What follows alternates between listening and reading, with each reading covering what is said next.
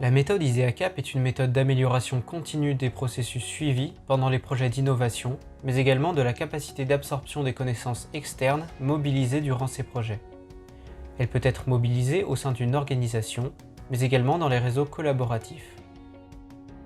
La méthode, mais également l'outil EasyZ, support d'ISEA-CAP, sont basés sur des approches participatives et ludiques permettant aux acteurs d'un projet d'innovation d'éliciter leurs pratiques d'absorption des connaissances et de les évaluer afin de les faire évoluer dans une logique d'amélioration continue. ISEA-CAP se présente sous la forme d'un ensemble de jeux de rôle à destination des acteurs des projets d'innovation.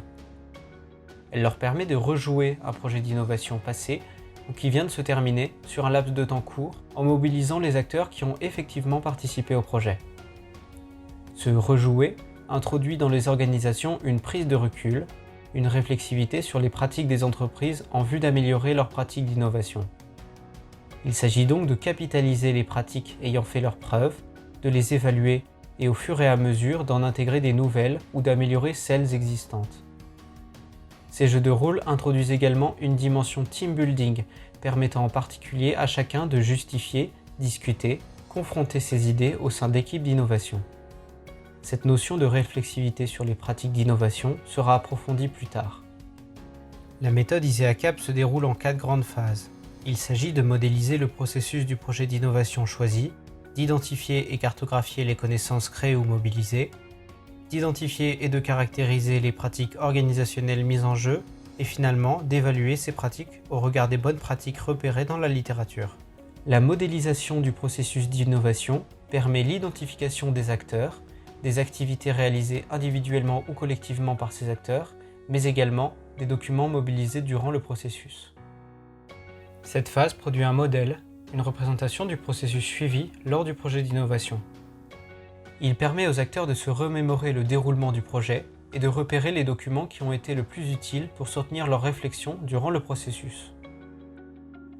L'identification des connaissances créées ou mobilisées durant le processus est réalisée à partir des documents identifiés dans la phase précédente. Cette phase produit une cartographie des connaissances mobilisées ou créées durant le projet, avec un focus sur les connaissances externes absorbées. Elle permet aux acteurs de repérer les connaissances externes acquises et transformées durant le projet.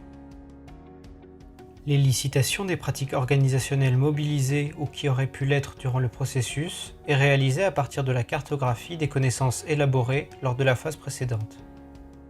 L'accent est mis sur les pratiques qui ont permis d'acquérir et de transformer les connaissances externes.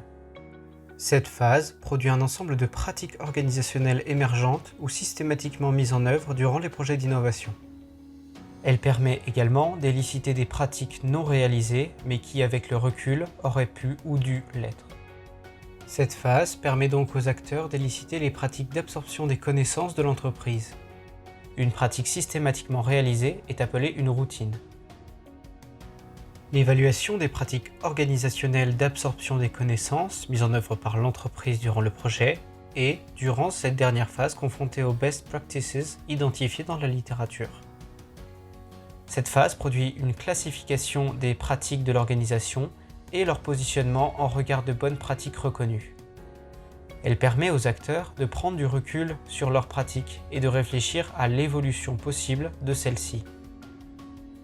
Nous résumons ici les 4 phases de la méthode: modélisation du processus, élicitation des connaissances, identification des pratiques organisationnelles et finalement évaluation de ces pratiques en regard de bonnes pratiques d'absorption des connaissances.